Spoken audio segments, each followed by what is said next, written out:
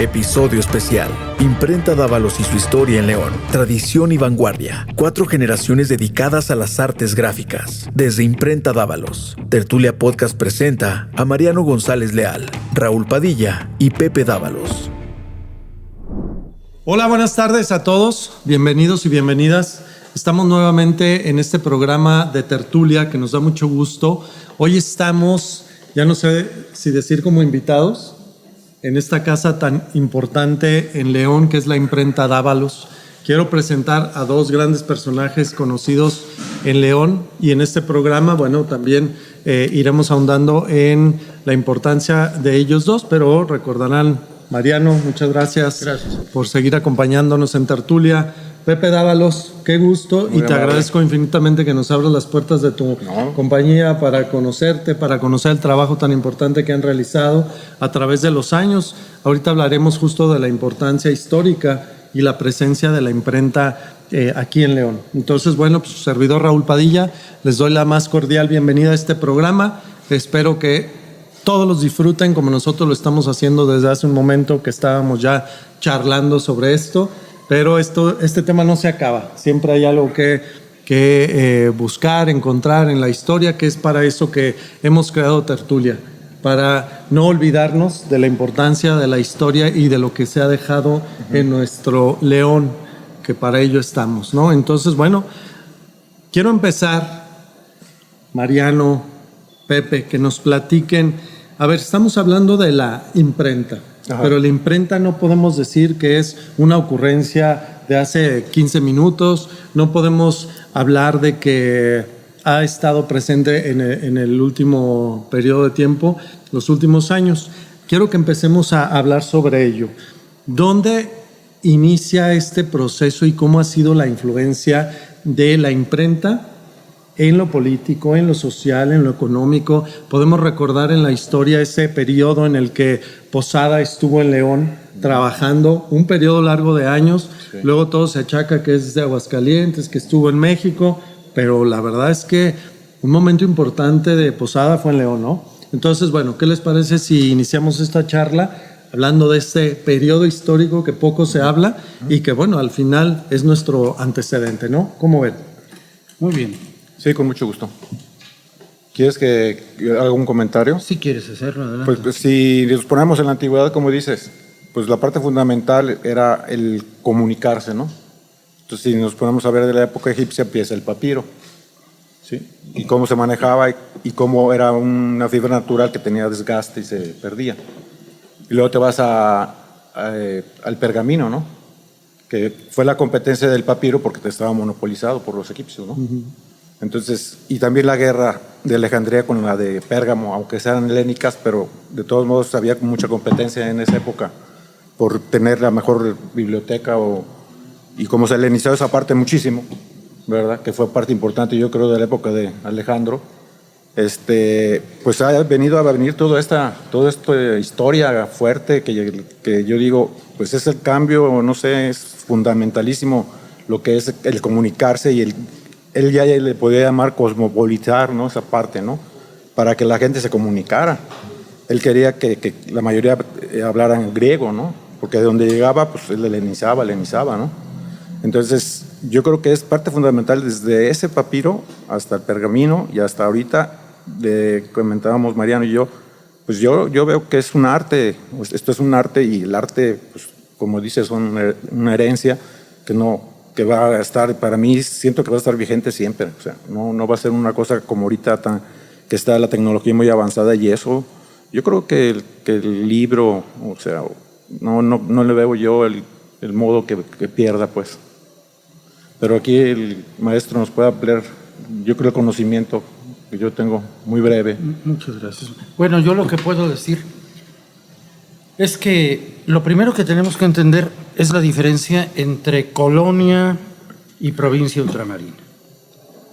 Las colonias eran territorios de los que se servían los imperios para obtener sus productos, llevar esclavos, hacerlos trabajar y cobrar los réditos y llevárselos a otro lado.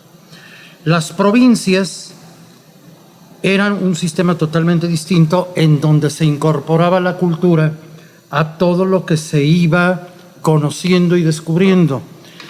Estados Unidos fue una colonia. México jamás fue una colonia.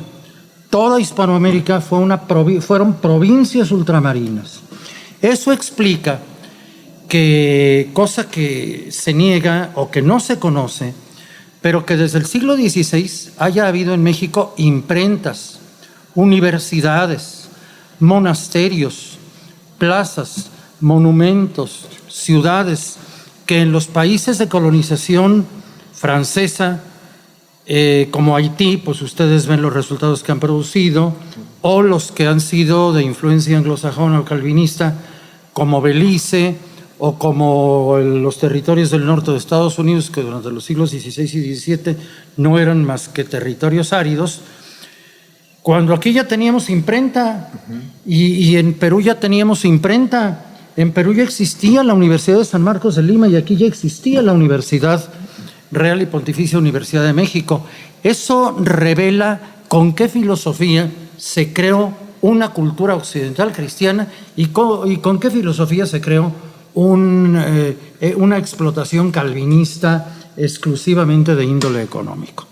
Eso genera que desde la época de un italiano, Giovanni Paoli, conocido entre nosotros como Juan Pablos, existiera la primera imprenta de México. Y durante todo el virreinato hubo imprentas. Y contrariamente a lo que también se piensa, nunca dejó de haberlas, porque después de Giovanni Paoli, Juan Pablos, siguió Ocharte. Y luego siguieron los Rodríguez Lupercio. Y siguieron otras muchas familias, pero aquí también hay que tomar en cuenta, y me parece muy importante, que, por ejemplo, Jerónima Delgado de Cervantes, la viuda de Francisco Rodríguez Lupercio, se quedó con la imprenta del marido en el siglo XVII. Y ella, ahora no resultemos con que las mujeres no tenían ninguna presencia, la viuda de Rodríguez Lupercio imprimió cientos de libros, y ahí está la historia bibliográfica de Beristain de Sousa, que enlista una enorme parte de esos manuscritos. La viuda de Ochoa. En fin, eran familias que, como la tuya, se enamoraron de la imprenta y no se necesitaba que viviera el que la fundó, sino que la familia y los hijos le tuvieron amor, le tuvieron cariño, entendieron la importancia de las cosas y continuaron trabajando la imprenta. Antes, pues existían los libros miniados, las ejecutorias, los que ahora llamamos incunables, con sus grandes capitulares en fondo dorado y tal. Sí, pero la imprenta como tal en España existió pues desde la época de Amadís de Gaula y de las Dergas de Esplandián y todas aquellas obras de caballería. Ya en 1605 se imprimió Don Quijote, pero ya para esa época en México ya teníamos desde mucho antes imprentas y ya se habían impreso obras muy importantes como la Monarquía Indiana de Torquemada y otras muchas. Entonces yo creo que sí tenemos que estar muy conscientes de que el trato que se les dio a los virreinatos, que no colonias, fue muy distinto que el que se les dio por la otra filosofía meramente económica a las colonias no virreinatos, no provincias ultramarinas. Una cosa es ser provincia y otra cosa es ser colonia. León se funda en 1576, no forma parte de la primera conquista. La primera conquista fue la de la Gran Tenochtitlan y fue la de otras grandes ciudades de Sudamérica y fue hecha aquí, pues consumada por Cortés, pero en la Gran Tenochtitlan. Pero esta zona del país, la zona occidental del país, la zona que va hacia lo que luego fue y ahora es Jalisco y todo eso, el norte, el occidente y el norte, la Nueva Galicia, eso es producto de la segunda conquista. Y la segunda conquista la hicieron ya los hijos y los nietos de los conquistadores primarios, los de la Ciudad de México.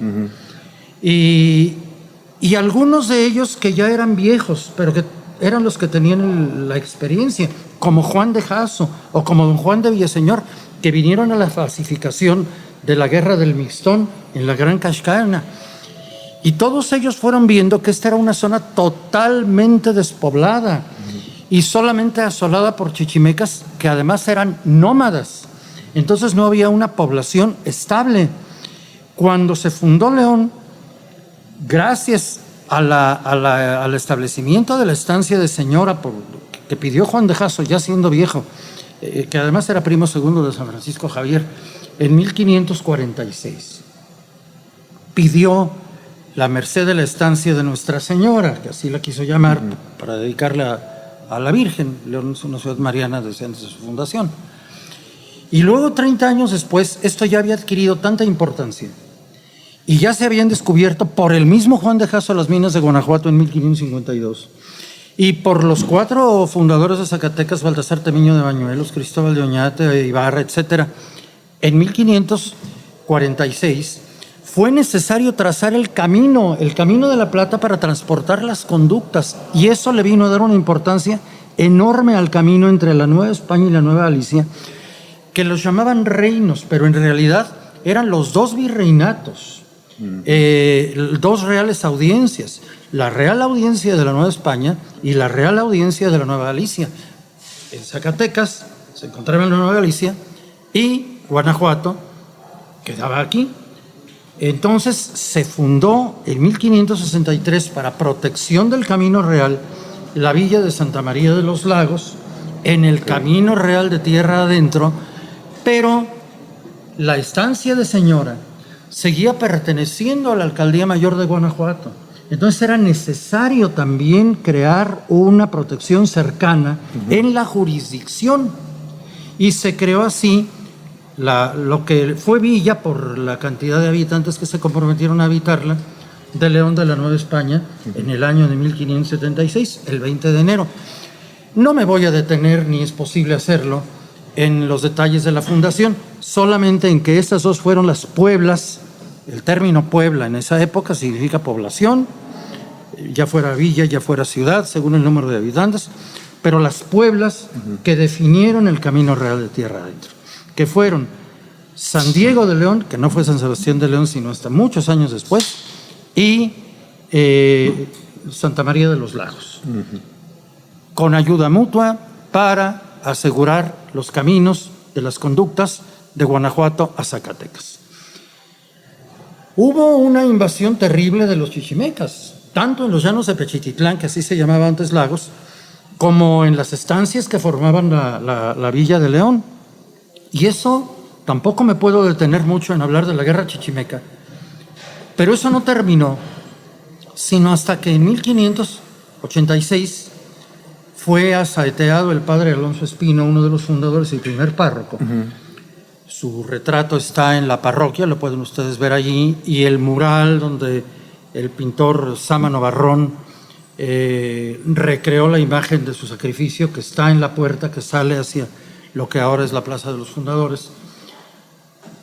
Pues eso puso en riesgo la existencia misma de la Villa de León, porque imagínense ustedes lo que para la mentalidad del siglo XVI significaba morir sin sacramentos, cuando España, que fue la gran civilizadora, se había hecho a base de una reconquista occidental cristiana. Cosa Sí, no, pues sí. al revés de lo que está ocurriendo ahora. Pero bueno, entonces ocurrió eso. Y naturalmente, si el 6 de enero de 1492 los reyes católicos lograron la expulsión y la consolidación de la monarquía hispánica en la península, y el mismo año, el 12 de octubre, Día del Pilar, se descubre América, imagínense el compromiso de salvación que tenían entonces los españoles y todo lo que fue la cultura occidental cristiana, cuando además la consolidaron los reyes católicos, y luego fue el emperador don Carlos I, que no Carlos V, eso era de Alemania, pero en España fue Carlos I, y luego Felipe II. Entonces, el espíritu que movía a todas esas fundaciones, no debe haber estado ausente la humana ambición del oro, pero fundamentalmente importaba la salvación del alma, porque había sido el leitmotiv de 7 siglos de reconquista de España, desde el tiempo de don Pelayo hasta los reyes católicos. Eso le dio a toda Hispanoamérica la impronta que tiene actualmente, una unidad cultural, una unidad que no se vino a romper sino gracias a Estados Unidos en el siglo XIX, cuando las guerras de independencia, pero esto era un imperio católico, sí, con universidades, con monasterios, con monumentos, con grandes ciudades, con grandes capitales, con grandes provincias, con virreinatos, con capitanías generales.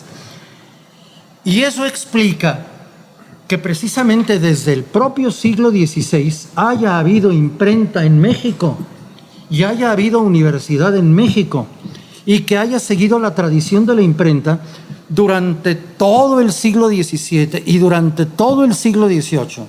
Y tenemos la obra de Beristain de Sousa, donde se habla de todos los autores que hubo. Y Beristain de Sousa no habla de todos, porque sus fuentes de conocimiento en 1780 y tantos a 1808 que la hizo, pues no eran las que tenemos ahora. Eran las bibliotecas públicas. Ahora tenemos muchas colecciones particulares donde han sido encontrados muchísimos impresos de Rodríguez Lupercio, de la viuda de Ocharte, etcétera, de esa época. Eso explica, pues, que ya cuando la independencia, la imprenta haya sido de un arraigo fundamental en la vida cultural de México. Es sorprendente la cantidad de libros que se imprimieron en el virreinato. Ahora podemos conseguir algunos en internet y reimprimirlos y tenerlos en la casa. Los de México no están todos subidos a internet, lamentablemente, ya los subirán, pero sí ya hay algunos. Se ha negado que en León haya habido autores y escritores durante el virreinato. Bueno, no quiero ya ponerme a hablar de la cuestión de la Madre Santísima de la Luz y de lo que subió eso cultural y política y socialmente a León desde el siglo XVIII, pero sí interesaría hablar del padre Juan Antonio de Alcocer, que desde 1790 hizo una carta apologética sobre el título de Madre Santísima de la Luz. Y era leonés, y ese libro se imprimió, como se imprimió también la carta consolatoria de Fernández de Sousa cuando ocurrieron las tragedias de Guanajuato de 1785. Entonces no estábamos en un páramo cultural, como se suele decir. Estábamos en un lugar en donde las letras se cultivaban, el estilo barroco florecía, las imprentas se apreciaban, y ya en los años 40 del siglo XIX ya hubo una imprenta en Guanajuato que fue de Albino Chagoyán, y ya tenemos impresos que lamentablemente no están firmados por el impresor, pero sí están firmados en León en 1838 y 40 y que fueron financiados por don Julián de Obregón. Eso creo que da un antecedente de la importancia de la historia de la imprenta en el continente, en la península, obviamente, la madre patria, en el continente y en nuestra región. Fíjate que está súper interesante este recorrido histórico porque nos puede posicionar justamente en los procesos que ha generado el por qué la sociedad quiere dejar plasmado algo, ¿no? Tú decías el pergamino, tú hablas de los libros, al final todo se resguarda, todo el conocimiento, toda la información, pues en este, llámelo como quieran, ¿no? Impresión, libros, haciendo este recorrido y llegando ya a este siglo XIX, XX, cuéntanos 21, cómo esta presencia de la imprenta, en qué momento hay esta diversificación, porque antes la importancia quizá era resguardar la información, el conocimiento en un libro, ¿no? De acontecimientos. Sí. Pero la imprenta se diversifica, ya nos dirás tú a través de la historia familiar, en qué momento, bueno, ya no solo son libros para resguardar información, sino panfletos, boletines, que se han usado desde hace muchos años para anunciar algo, para buscar a alguien, para muchos usos, ¿no? Para anunciar empresas. Entonces, ¿cómo? Ahora cuéntanos, y a través también de lo que Mariano nos puede contar, ¿cómo es la presencia histórica de Imprenta Dávalos, digo, cuando comienza en San Juan y luego cómo viene para acá, cómo hace esa migración tu familia, cómo se posiciona y cómo genera esa presencia tan importante. Lo que estábamos comentando hace rato, Mariano y yo, es que la influencia de la iglesia, obviamente, era pues la médula para la imprenta, ¿no?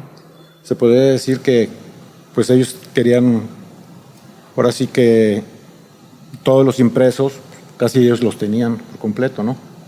Aquí afortunadamente, por ejemplo, nosotros, en el caso de mi familia, mi bisabuelo, que estaba entre lo que es San Juan y Lagos, le comentaba que hay una hacienda que se llama, todavía lo de Ábalos, todavía existe esa hacienda. Okay. Pero muere mi bisabuelo y emigran a San Juan, y en San Juan mi abuelo tiene la oportunidad de entrar a la imprenta de la parroquia. Entonces de ahí nace en ese tiempo. Y después, por circunstancias, se viene mi abuelo aquí a León y empezamos a hablar ya de las imprentas antiguas, ya nos empezamos a acordar todas las imprentas antiguas. Obviamente aquí lo que comentábamos es desde el monotipo, que empieza desde el 440 con Gutenberg y más o menos logra perfeccionar en el 50 lo que son los monotipos, que son letras, cantidades de letras sueltas, ¿verdad? Que era lo que hacía. Pues hacer los libros era levantarlas, ahora sí que con un componedor, por hacer tu formato, hacer una prueba de rol con tinta y luego corregir, hacer todo eso, pero todo eso era manual. No había como ahorita que tú puedes hasta hablar y que te escribe el teléfono. ¡Qué ¿no? maravilla! Entonces, ese proceso a mí me tocó todavía. Okay. Cuando yo estaba chavo, le estamos comentando, a Mariano también le tocó esa época porque también la vivió también él. Entonces mi papá nos levantaba a las 4 o 5 de la mañana a hacer grabados, ¿no? Lo mismo podía hacer con gubias en madera o podía hacer con ácido, como diferentes técnicas que había, ¿no? Y esas técnicas obviamente era porque querían el impreso más barato. Entonces tú dices, bueno, hasta el linoleum, puedes poner linoleum y puedes sacar, imprimir, ¿no? Por ejemplo, las viñetas que las tratábamos de hacer como que fueran comerciales, ¿no? O sea, que si es un grabado de una viñeta para que usarla no nomás una vez, sino usarla muchas veces, ¿no? Si ibas a hablar de música, por ejemplo, que en el teatro, bueno, pues se hacían esas viñetas, pero todo ese trabajo era manual. Entonces, pues tú tenías que después enramar y luego meterlo a las prensas, y las prensas primero eran chicas, que eran como las de Gutenberg, que tenían un formato, podían ser grandes o chicas, pero pues era por presión. Después salen las de cilindro, que ya empiezan un poquito más largas, ¿no? Pero, por ejemplo, yo me acordaría cuando yo estaba chico que hacíamos en aquella época los póster del Box, que eran la Arena Isabel, que eran los Vera, incluso la imprenta, ahí mi abuelo estaba abajo del Hotel México, ahí estaba la imprenta. Okay. Entonces, obviamente, los Vera tenían el cine, tenían todo lo que era el espectáculo, ¿no? Y yo me acuerdo que hacíamos unos carteles a lo mejor de 70 centímetros por 4 por 1,20. Teníamos que imprimir uno, otro. Y en la máquina lo que hacíamos es que poníamos una cuña, le poníamos tinta azul y tinta roja. Se mezclaban. Entonces tú imprimías, porque era manual, en la platina, en la máquina grande, a mano, metías la hoja. Y después había gente muy buena que con engrudo, nomás llegaba un rodillo así, pegaban el primero, pegaban el segundo, pegaban el tercero. Okay. Rapidísimo, ¿no? Ese es el proceso. Después de la tipografía, que tiene su altura, pues por eso se estandarizó, yo creo, que es .918. El metal, que también es plomo, que tiene antimonio por la dureza, que tiene un poquito de zinc. Ese era el proceso del monotipo. Después sale ya, que sería la computadora, que es el intertipo. Entonces el intertipo lo vas a ver reflejado en la pared de esta, que cuando tú entras. Y ese intertipo, pues obviamente lo que hacía es que tenía matrices, ¿no? Entonces tú escribías y tenía un sinfín donde caían las letras. Incluso mi papá comentaba, le decía, oye, papá, ¿cómo le hacen para que caigan las matrices en el mismo lugar, en el lugar que debe de ser? Me dice, pues yo sabía que el alemán que desarrolló esa parte para llegar a que cayeran las matrices en su posición, dice, pues no perdió la cordura, ¿sí? De tanto tiempo que le dedicó y cómo hacer que cayeran las mayúsculas, minúsculas, los acentos, todo en un sinfín mecánico, porque era un sinfín mecánico realmente. Y afortunadamente nosotros, creo que mi papá tenía mucha visión y pues llegamos a tener 3 intertipos. ¿sí? Sí. Todavía después, eso era la computadora que ahorita tú ves, ¿no? Te empezaste a trabajar más rápido, empezaste a escribir, salían ya los lingotes de cierto tamaño, y nosotros trabajamos en cuadratines y te me decías una columna, 2 columnas, así, etcétera, ¿no? Como en el periódico, ¿no? Que te dicen 8 columnas, todo eso, ¿no? Ese fue el sistema tipográfico. De ahí, cuando yo nací en el 55, sale el sistema offset, ¿no? Que es el ahorita, que es el que está usando. Entonces, el sistema offset es indirecto, porque en la tipografía tú sacas el tipo de letra, el grabado, le pones tinta, luego en tintas le metes presión y ya. No. El offset, lo que pasa es que tú sacas una placa de aluminio, y esa placa de aluminio transfiere a un hule y el hule transfiere al papel. Pero tienes que tener un balance de equilibrio entre agua y tinta. Y ese balance de equilibrio es muy importante. Es lo que hablábamos ahorita. Es tan importante ahorita que tú el control de calidad ya puedes medirlo. Antes nosotros imprimíamos, decíamos que al ojímetro, por la experiencia. Haz de cuenta, tú decías el azul. Bueno, el azul ahí está bien, ¿no? Bueno, y el lineaje que tampoco no era muy grande para dar una buena calidad. Entonces, sí, yo creo que sí, súbele un poquito, ¿no? Porque normalmente el azul y el amarillo es el que más vive, ¿no? Que van a dar los tonos de verde y todo. Pero el rojo ya te matiza y puedes ver casi la selección de color, ¿no? Y el negro ya nomás llega y define, así. Pero, por ejemplo, ahorita todo el sistema que ya toda la tecnología, pues esa tecnología pues ya tiene software. Haz cuenta, yo desde que llega, ahora sí, el diseñador y llega, baja los valores, mi placa se reproduce con una curva de color de la máquina, ¿sí? Entonces, a la hora que empiezo yo a sacar la prueba, tengo el 95% casi de la exactitud, con 1,5 millones de colores abajo, que no los puedes percibir. Es como tu computadora, por ejemplo, tú trabajas en RGB y tienes 3,5 millones de color. Yo trabajo aquí como CMYK y le comentaba a Mariano, y la evolución, la tradición y la evolución que no se puede quitar, ¿no? Pero, por ejemplo, tienes, obviamente, placa ecológica, tienes una tinta vegetal por alimentos, ¿sí me explico? Tienes una solución de la fuente para que no contamines, ¿sí?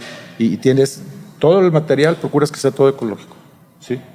Y ahorita, gracias a Dios también, los molinos están muy aplicados porque pues ya no se destruye tanto árbol. Yo creo que el 80% ya de la producción de papel ya es todo reciclado. Entonces, está muy bonito. Y como comentamos ahorita, que normalmente las empresas, pues es porque hay un seguidor, normalmente, ¿no? Por eso me hablaba hace rato de las empresas españolas. Digo, pues normalmente cuando no hay un seguidor, las empresas se acaban. Entonces, de 11 que fuimos, sí, Miguel, mi hermano, siguió en imprenta, con una visión diferente de él. Yo con la visión de mi abuelo, de mi papá o de mi tío Memo, pues en el sentido social, que también él tenía esa capacidad. Pero yo sí soy un apasionado. Es más, yo cuando me preguntan, les digo que yo no me gusta machucar papel. El machucar papel es como que tú te trabajas la máquina 3 turnos, 365 días del año, y estás hablando de dinero. Entonces yo le digo que yo no quiero dinero. ¿Sí? O sea, no me importa. A mí yo saco un buen trabajo y el dinero es por añadidura. ¿Sí me explico? Eso a mí no me tiene así que diga quiero más o no me importa. O sea, yo soy un apasionado de la imprenta, sí, apasionado. Es más, vivo aquí prácticamente, estoy todo el día. Y si pudiera estar sábado y domingo como antes, pues, porque antes yo hacía el mantenimiento, estaba con mi papá era un excelente mecánico. Entonces yo me la pasaba con mi papá todo el rato. Y yo, la verdad, yo si viviera aquí no hay problema. La verdad, sí. Oye, fíjate que me parece sumamente interesante. Coincidirás conmigo, Mariano, cómo esta visión familiar los lleva a una actividad que era artesanal, por lo que comentas. Pero es arte. Pero eso no lo puedes quitar. Un arte, sí, que hace rato decía, ¿no? Cómo trasciende a esta era de la tecnología en la que se le está dando más importancia a leer en el Kindle o cualquier marca, sí, de dispositivos tecnológicos, pero no podemos olvidar ese arte de plasmar. Para quien no nos está viendo, tenemos a espaldas una máquina que me comentaban que fue de las primeras, Sí. ¿cierto? ¿Nos quieres hablar un poco de ella? Fíjate que ahorita las máquinas son muy inteligentes, ¿sí? O sea, antes te decía que era logímetro porque teníamos que tener mucha experiencia, sobre todo los impresores, ¿no? Como que educar el ojo, pues. Entonces teníamos que abrir las llaves manualmente. Entonces ahorita toda la tecnología que nosotros tenemos, un sistema, que es, por ejemplo, todas las máquinas, si las ves, son alemanas, Heidelberg, que se puede decir que es como si fuera un Rolls Royce. Son las más caras, pero son las que han apostado más por la tecnología. Entonces, pues mi papá siempre fue apasionado por esta marca y nosotros le seguimos con esta marca, ¿no? Y esta máquina en especial, pues detonó muchas, o sea, toda la tecnología que ves ahorita que te decía es medible. O sea, tú checas el espectrofotómetro, el densitómetro y puedes medir los colores perfectamente bien y tú puedes llegar a los valores que tú puedes referenciar.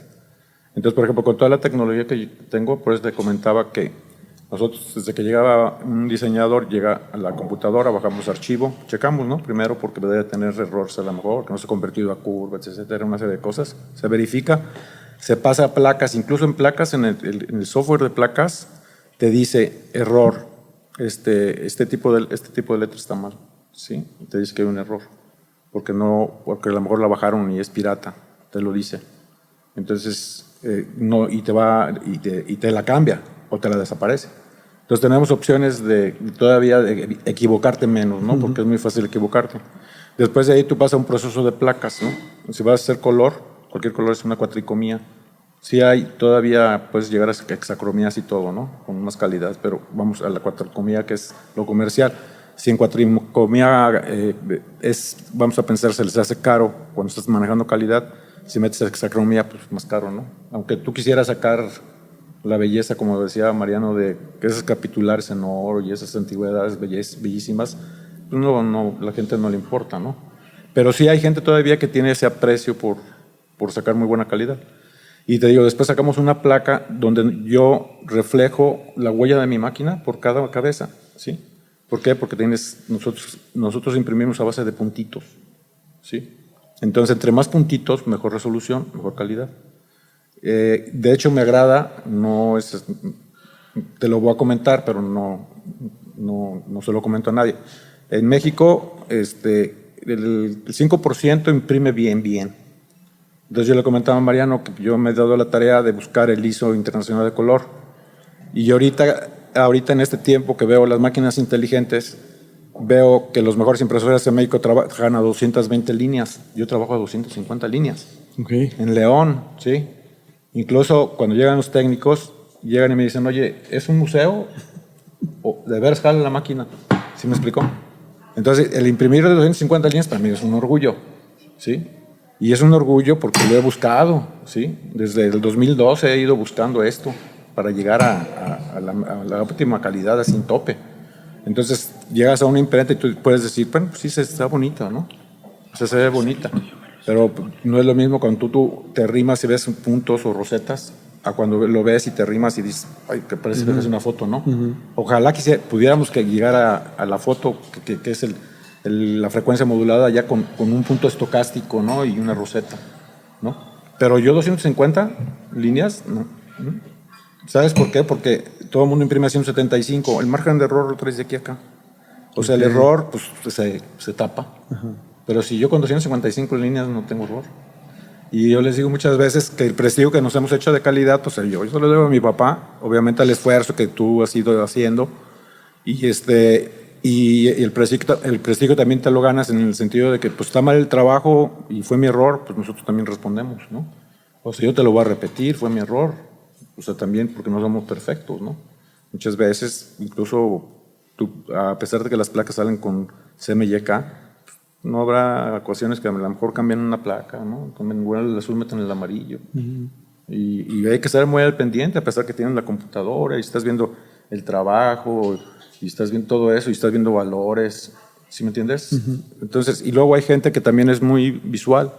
Por ejemplo, si tú eres muy visual, te invito a la máquina. Entonces, por ejemplo, de muchos libros que hacemos, a la gente que le gusta venir, pues vente, se vienen aquí, ven la impresión y luego después se pasan al proceso de doblez, al proceso de cosido, al proceso de pegado, si es pastadura, ¿sí me entiendes? O sea, acompañan el proceso. Sí, hay gente así que le apasiona el libro y anda conmigo en todo aquí. Me hablas por teléfono. Interesante. Y pues se vienen aquí. Y unos de mis clientes así preferidos que tengo una vida así, pues también les doy mucha preferencia, ¿no? O sea, por ejemplo, para mí, bueno, para mi papá, porque no, yo todavía estaba chico y yo nomás me acuerdo que llevaba lo de corte y pespunte ahí en Madero o calzado de Duende, que después es un monstruo, es Flexi, ¿verdad? Pero es un placer seguir trabajando desde que era calzado Duende hasta Flexi y todavía ahorita todavía estamos trabajando con Flexi y estamos trabajando por calidad, porque al final Flexi sabe que la mercadotecnia es un péndulo. O sea, si él avienta una mala publicidad, pues se le va a regresar. ¿Sí me explico? Pero pues ellos están posicionados igual, o sea, ellos también están arriba, ¿no? Siempre. Y curiosamente, pues yo con don Roberto sí traté, y cuando tenía algún detalle, por ejemplo, cuello de botella, donde que yo podía opinar, o él lo tenía así tapado, me hablaba y yo iba y me explicaba, y siempre es el honor de darme, por ejemplo, todavía está el libro del Foro Cultural. Me habló y me dijo, oye, Pepe, quiero que tú lo hagas ese libro, ¿no? Okay. Entonces, esas relaciones que tú dices de años, por ejemplo, me acuerdo perfectamente de Cementos, en aquel tiempo, ¿no? La empresa también muy antigua. No, con esa de Cementos, olvídate, duramos añísimos. Y así, empresas muy grandes, por ejemplo, Swissmex aquí en Guanajuato, en Lagos, sí. le seguimos trabajando a Swissmex de toda una vida. Pero cuidas al cliente y como ese tipo de personas, pues exportan y están evolucionando, porque al final estamos hablando Mariano y yo, están evolucionando, entonces pues ellos mismos te hacen que pues tú también, yo estoy creciendo, pues tú también, yo quiero mejor, ¿no? Sí, Sí, claro. Pues es un honor estar justo en donde se crea y se va diseñando, casi puedo decir, la vida de León a través de la imprenta. En este sentido, a ver, pregunta para los dos. Decíamos hace rato, en esta era de la tecnología, ¿cómo se mantiene vigente una empresa como Dávalos? ¿Contra qué pelea para mantenerse pues, en la línea con esta propuesta de impresión en diversas cosas? Mira, fíjate que yo no peleo. O sea, el único que me voy a pelear es conmigo y por hacer bien el trabajo. ¿Sí me explico? Pero no, por ejemplo, si llegas a cualquier persona y me dice, no, pues ¿cuánto es? $1. No, es que acá me lo dan 90 centavos. Pues vete para allá, ¿no? Después regresan, porque esos 90 centavos no valía. Entonces yo digo una cosa, siempre les digo a algunos colegas míos, les digo, por ejemplo, es como si tú trajeras un Mercedes-Benz, ¿sí? Y le pones llantas de plástico, ¿verdad? Porque andas a 40, ¿no? Entonces yo les digo al revés, bueno, porque muchos dan más preferencia a las cosas materiales. Digo, no, yo tengo un Mercedes-Benz aquí. Yo no tengo un Mercedes-Benz, mi coche no es un Mercedes-Benz, no es nada, es un transporte, es lo que yo ocupo, ¿no? Mi placer, mi gozo está aquí, ¿sí? Entonces, yo sé que si me mandan a hacer unas tarjetas o una tinta, las hago. Me mandan a hacer un sello, lo hago. No importa. O sea, no menosprecio ningún trabajo. Ni escojo, ni hago preferencias. Hago todo. Y lo que no lo invento. ¿Sí me explico? Sí. Pero no voy a sacrificar la calidad. Porque el hecho de que cueste una máquina de impresión y que recuperes una inversión grande es canijo. Esa es una. Pero yo no voy a quebrar mi máquina en 3 años, en 4 años, 5 años, ¿sí me explico? Nada más por la cuestión de que quiero de dinero y quiero trabajar 3 turnos. No, yo trabajo porque me gusta, un arte. No me pongo moños en nada. El único que te voy a decir es si compro papel triple estucado, si compro tintas vegetales más caras, si compro placas ecológicas a lo doble, que todo el mundo puede hacerlo. Bueno, no importa, a mí no me importa cómo quieran trabajar o cuánto quieran ganar, no quieran ganar. Eso a mí no me importa. O sea, en ese sentido yo soy muy libre y tampoco no tengo el cobijo de nadie, ¿sí? O sea, yo no le hago ningún favor a nadie, no estoy cobijado por nadie. O sea, vale mi trabajo, ¿sí? Y estamos presentes, ¿sí? Yo no necesito que me digan a mí, pues yo no tengo una relación política, me pasan, o tengo una... No, Dávalos es Dávalos. Y en Dávalos procuramos dar calidad, es lo que procuramos. Y eso es lo que te mantiene vigente, obviamente un servicio de calidad.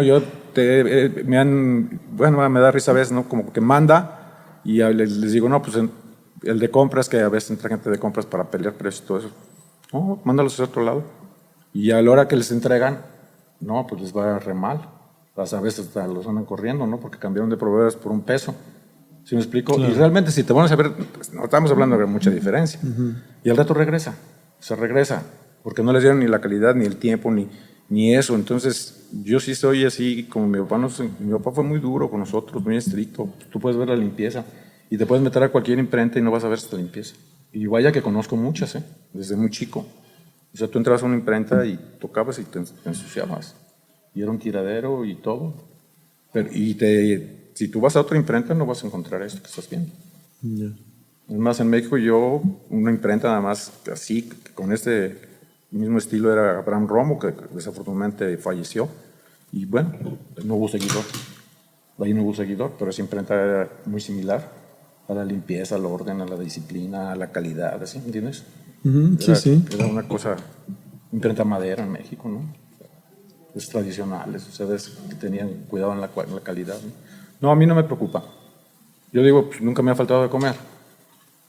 Yo trabajo, el dinero es añadidura de tu trabajo, no pasa nada. Pero ¿cómo? Haciendo bien las cosas. O lo mejor que pueda, si me equivoco, pero bueno, esa es la mentalidad hasta ahorita, ¿sí?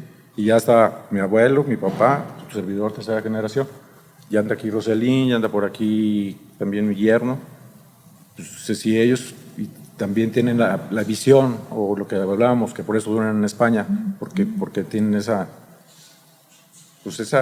costumbre de ir legando, ¿no? Y que les guste la familia. Pero si a ellos no les gusta, pues bueno, ni modo, ¿no? No pasa nada. Sí, pero por lo menos sí somos 3 generaciones ahorita, ¿no? 3. La cuarta, okay. Bueno, la cuarta ya no te puedo yo asegurar, porque a lo mejor no vivo, ¿verdad? Sí. Pero bueno, la tercera, interesante. Ahorita vamos en tercera y ya está Rosalí, ya estamos en 4, sí. Todavía está jovenaza, claro. Pero bueno, jovenaza no, yo le digo a Mariano que yo agarré la imprenta de 29 años. Ande. No, okay. Pues no está tan chiquita, ¿verdad? Mariano, ¿cómo ves? ¿Cómo se mantiene vigente este tipo de arte que tenemos? Mira, aquí en el Estado, concretamente, bueno, no es el Estado. Yo no creo mucho en la división política de los estados. Yo creo más bien en las comarcas y en las regiones antropológicamente entendidas, porque los estados no son más que divisiones políticas, pero hay muchas divisiones que son de otra índole, son antropológicas y sociales. Nuestra vinculación está mucho con Guanajuato desde el siglo XIX, pero también está muchísimo con los Altos de Jalisco, y la prueba es la imprenta de Dávalos. Entonces, yo creo que pues sí, Guanajuato comenzó con una imprenta anterior porque se fundó como estado en 1824. Los primeros impresos de Guanajuato son de los años 40, los de León son de los años un poquito posteriores. Pero León no era capital, no era, ya había dejado de ser alcaldía mayor, no era puerto, no era frontera. Y sin embargo, es impresionante que en 1887 hubiera en León más de 20 imprentas. Como no había en capitales importantísimas del país. En 1864, que se fundó la diócesis, el señor Díez de Sollano y Dávalos, que era uno de los grandes filósofos de México y que fue evidentemente el reconstructor del tomismo aristotélico en el continente, se dedicó a fomentar la imprenta lo más que pudo, porque equivalía a los adelantos que hoy podríamos considerar más avanzados. Y entonces llegó a haber 20 imprentas. Imagínense ustedes una villa, bueno, ya era una ciudad, pero una ciudad con el número de habitantes que León tenía, que tenía la imprenta de José María Monzón, la imprenta de José María Izquierdo, la imprenta donde trabajaba José Guadalupe Posada, que era la imprenta de Don Trinidad Pedrosa, la imprenta La Prensa de la Escuela de Instrucción Secundaria. Bueno, no voy a enlistarlas todas, pero eran más de 20. Una ciudad que tuvo la tradición de tener cerca de 20 imprentas en el siglo XIX Digo, no puede pasarse por alto.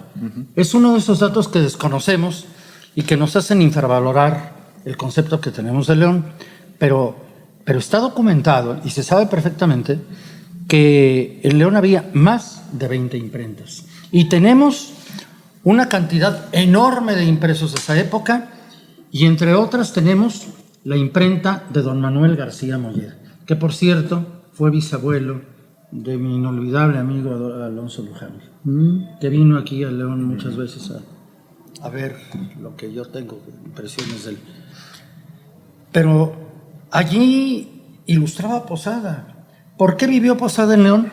Pues porque hubo una revuelta política en Aguascalientes y don Trinidad Pedrosa se tuvo que venir a León por un pleito con don Jesús Gómez Portugal, que era el gobernador de allá, y se trajo un muchachito que era su ayudante, que era José Guadalupe Posada, que se puso a estudiar de manera casi autodidáctica las técnicas de los grandes litógrafos de su tiempo, que fueron de Caén, Linati. Las litografías que hizo Posada en León son las mejores de su carrera. Dice algún autor, González Sánchez, que es uno de los grandes estudiosos de Posada, que León es el eslabón perdido en la carrera profesional de Posada, porque aquí hizo el verdadero arte. En Aguascalientes hizo trabajo de principiante. En la Ciudad de México hizo trabajo de comerciante. Pero el trabajo artístico lo hizo para la Escuela de Instrucción Secundaria. Ilustró la Gacetilla del Bello Sexo. Hizo cientos de estampas de índole religioso que se pueden confundir y muchas veces superan a las de Caén y de Linati. ¿Qué fastidió a León en esa carrera cultural ascendente que tenía a uno de los prelados más ilustres que ha habido en la vida cultural de Hispanoamérica, que fue Díez de Sollano y luego Barón y Morales? La inundación de 1882. Claro. Yo por eso he dicho siempre que León ha sido, como lo decía ya hace rato, el ave fénix. Resurge y resurge y resurge, a pesar de las catástrofes, a pesar de las tragedias. Ahí tenemos las...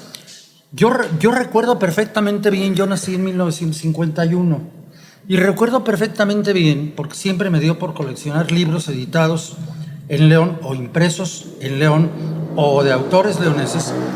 Recuerdo perfectamente bien cómo se podían identificar los tipos, las imprentas de donde procedían los libros y los folletos y los periódicos, con solo ver los tipos. Sí. Eran la de don Hilarión Flores, la de don Salvador Alejandri, la de los Dávalos, Cuauhtémoc con don Hilarión Flores, la de Leopoldo López y algunas más, pero se identificaban por quienes amábamos los libros y particularmente los libros locales desde entonces, se identificaban perfectamente de dónde procedían y cuándo habían sido impresas y desde luego quiénes eran los autores. Imprimir un libro era una cosa muy difícil. Don Timoteo Lozano, por ejemplo, nunca vio impresas sus estampas leonesas. Don Vicente González del Castillo, para editar sus tradiciones y leyendas de León, tradiciones y sucedidos, tuvo que ir al gobierno del estado de Guanajuato. Era una verdadera odisea publicar un libro.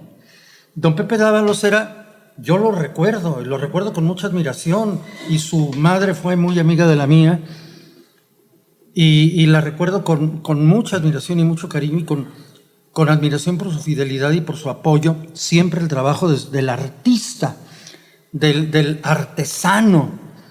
Pero en la palabra artesano digo la forma más alta de entender el arte manual, el arte que se hace con amor, no con instrumentos. Tenían la imprenta en la calle de Gante, creo que era 107, enfrente de la Estrella Blanca. Enfrente de la Estrella Blanca. Y vivían en la esquina de la casa donde yo vivía entonces, que era la calle Independencia.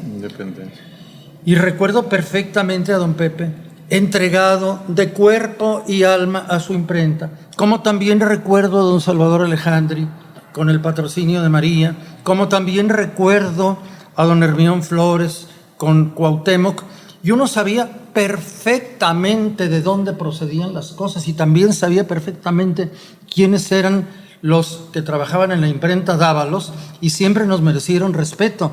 Y cuando vino el crecimiento desmesurado, que gracias a Dios existe, de lo que ahora es la empresa linotipográfica Dávalos, pues simple y sencillamente consideramos que era una cuestión natural, porque las generaciones se renovaron para bien y la herencia del arte, la herencia de la sensibilidad visual, estética, artística, con los pocos elementos que entonces había, que era hacer clichés de tinta roja y clichés de tinta negra, que mi papá, por cierto, los hacía, y se imprimían en el mismo papel, y como las obras de Saturnino Calleja quedaban maravillas con morusas que se tenían, la imprenta valenciana de Afrodisio Aguado, la imprenta madrileña de Saturnino Calleja, o la imprenta mexicana de Herrero Hermanos.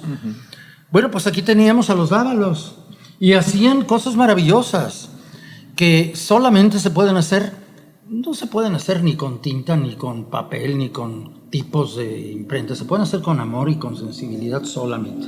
Y entonces es natural la evolución que la imprenta ha tenido, y es perfectamente lógico y consecuencia de una tradición familiar que no solamente transmitió los aparatos que acabo de ver, de museo, piezas de museo, que aquí están todavía y que me da mucho gusto verlas porque se ve que hay un arraigo real en las cosas, pero eso me recuerda lo que un gran amigo mío que fue general del Ejército Español decía: todo lo que no es tradición es improvisación.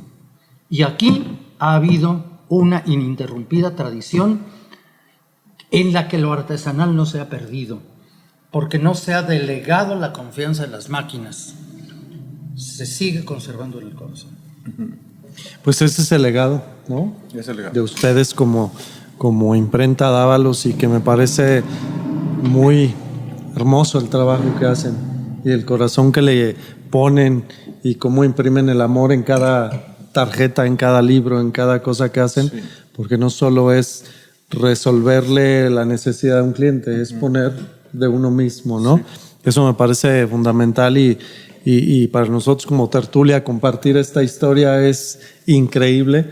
Y bueno, ahora sí que por curiosidad y para el chisme de la farándula, con estas dos eminencias, ¿cómo se conocieron? Uy, desde antes de nacer nuestras familias ya eran amigas. Estábamos comentando, les decía yo a Mariano que yo en la prepa oficial, también Mariano creo que estuvo en la oficial, ¿no?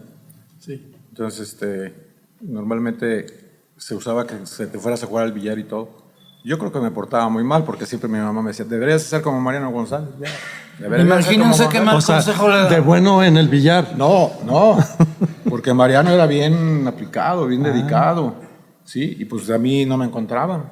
Él hacía las tareas y tú se las copiabas. No, Mariano, no. O sea, Mariano iba de arriba de mí. La mamá la mamá de él, y que se lo agradezco muchísimo a la señora Lucita, que mi mamá la quiso mucho porque además fue su alumna de taquimecanografía en la Academia Sor Juana Inés de la Cruz, pues les proponía un mal ejemplo, pero gracias a Dios no lo siguieron, lo superaron y llegaron a lo que están. No, ¿cómo crees? Pero siempre que mi mamá me decía, deberías de ser así. Como Mariano. Qué bueno que no lo fuiste. Oigan, pues qué gusto tener esta tertulia con ustedes. De verdad es increíble escuchar su historia y el éxito que han tenido hasta la fecha, después de tantas generaciones y tantos años. Estamos. Ojalá que se mantengan en esa cuarta y quinta generación. Siempre es grato tener, pues en León, estas historias que contar. Sí. Y ser parte de ellas. Bueno, pues es un honor estar con Mariano y estar contigo, Pepe. Y más que todos nos conocíamos, ¿verdad, Mariano? Todos en el centro. Y de León de toda la vida. Además fuimos vecinos. Yo creo que nos conocimos desde antes de nacer.